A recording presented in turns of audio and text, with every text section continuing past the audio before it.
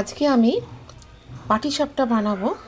এখানে আমি আধ কাপ সুজি নিয়েছি এবং এখানে আমি আধ কাপ জল নেব। আধ কাপের জায়গায় আমি 1 কাপ জল নিলাম। নিয়ে এটাকে আমি কিছুক্ষণ ভিজিয়ে রেখে দেবো। আমি সুজাস কিচেনে সকলকে স্বাগত। আপনারা আশা করি সকলে ভালো আছেন, ভালো থাকবেন। ভিডিওটা আমার এক খুবই পছন্দের ভালোবাসার বন্ধু, তার রিকোয়েস্টে করছি। তাদের খাইয়েছি, তাদের ভীষণ ভালো লেগে এটাকে ভিজিয়ে রেখে দিই। কিছুক্ষণ ভিজিয়ে রাখতে হবে, তারপরে আমি ফিরে আসছি। বানাবো খোয়া দিয়ে, নারকেলের ছেই দিয়েও হয়। তো খোয়াটাকে আমি বাড়িতে না বানিয়ে কিনে নিয়ে এসেছি। এর মধ্যে চিনি মিশিয়ে এটাকে সুন্দর করে মেখে নিতে হবে। এটাকে চিনিটাকে আমি গুঁড়ো করে নিয়েছি। মোটামুটি 7-10টা হয়ে যাবে। আর 2 চামচ চিনি মেশালাম। মিশিয়ে নিয়ে খোয়াটাকে তৈরি করে রাখতে হবে। ভিজে নরম হয়ে গেছে। এবার 1 কাপ ময়দা রেখেছি, যতটা দরকার ততটা আমি নেব। আস্তে আস্তে এটাকে রেখেছি। কাপে নিয়েছি কেন, তাহলে বোঝা যাবে সুজিটা, যেহেতু আধ কাপ সুজি নিয়েছি, ময়দাটা আমি কাপের মধ্যে রেখেছি, কাপের পরিমাণটা বোঝা যাবে। এটা দিয়ে আমি যদি করে নিই তাহলে একটু জিনিসটা ময়দাটা লামস থাকবে না। করে নেব এবং এর মধ্যে একটু চিনি দেব, মিষ্টি মিষ্টি হবে। কনসিস্টেন্সিটা ঠিক রাখতে হবে, খুব পাতলাও হবে না, আবার খুব ঘনও হবে না। এটাকে বুঝতে হবে যে কতটা ঘন হয়েছে। দেখুন কনসিস্টেন্সিটা ঠিক এইরকম হবে, খুব পাতলা হবে না আর খুব ঘনও হবে না।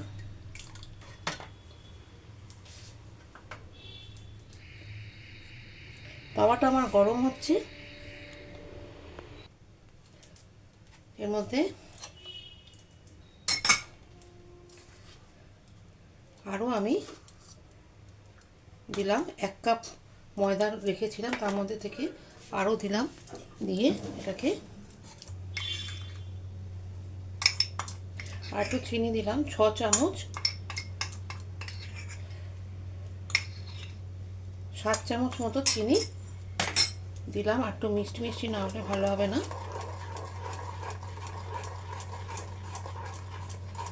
একটু ঘুরিয়ে নিলাম।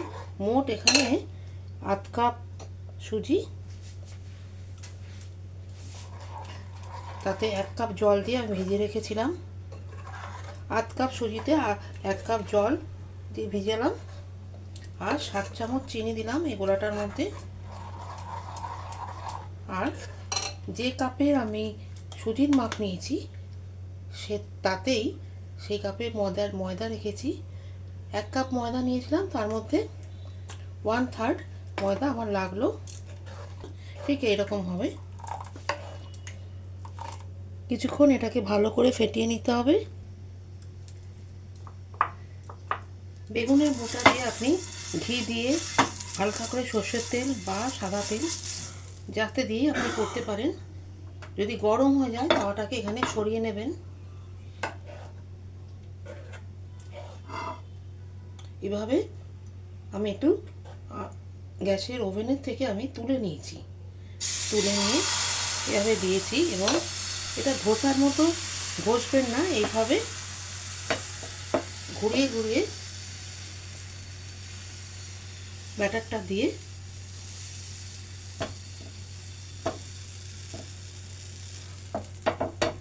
নিতে হবে। এবার এটা হলো। এবার এটাকে একটু ধরতে দিতে হবে, একটু গ্যাসের ফ্লেমটা বাড়িয়ে দিতে হবে। দেখুন এইভাবে উঠে যাচ্ছে। যদি বুঝতে না পারেন অল্প করে ছোট্ট করে একটা করে দেখে নিতে হবে যে উঠছে কিনা। ননস্টিকে করলে উঠেই যায়। এইভাবে দেওয়া হলো, এইভাবে মুড়ে নেবেন। এখানে ব্যাটারটাই একটুখানি লাগিয়ে দিতে হবে, লাগিয়ে এইভাবে ফ্লেমটাকে আবার কমিয়ে দিতে হবে, কারণ লাল হয়ে যাচ্ছে।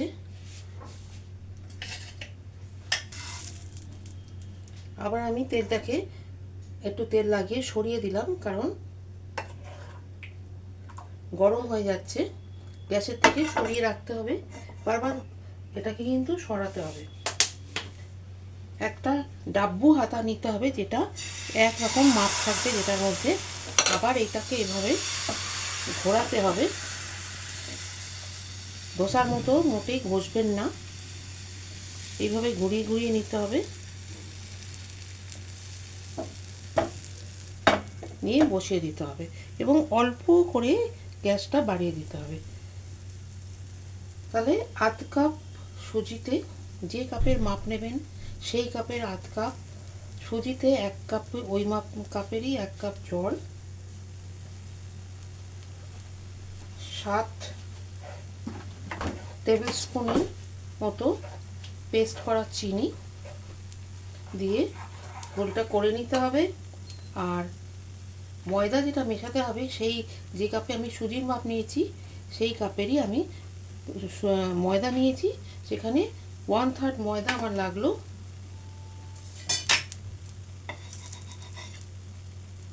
দেখুন আস্তে আস্তে এটা কেমন ফুলে উঠছে এবং ধারগুলো বোঝা যাচ্ছে যে হয়ে রয়েছে। ননস্টিকে করলে খুব সহজেই এটা উঠে আসে, কোনো ঝামেলা নেই, যে কেউ করতে পারবে।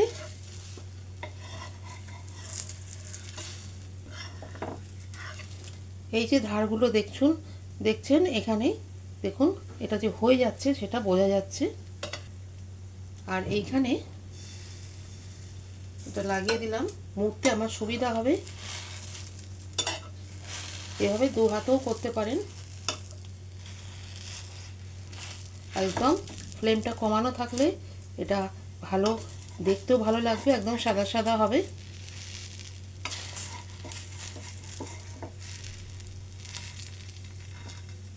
এবার দুটো দিক মুখগুলো চেপে দেবেন। হয়ে গেল আরেকটা। একদম সাদা সাদা পাটিসাপটা আমার তৈরি। দেখতেও যেমন সুন্দর হতে হবে, কারণ খাবার জিনিস দেখতে সুন্দর না হলে খেতে ভালো লাগবে না, এবং টেস্টটাও তেমনই সুন্দর। শীতকালের জন্য আদর্শ একদম আমাদের পাটিসাপটা পিঠা তৈরি করে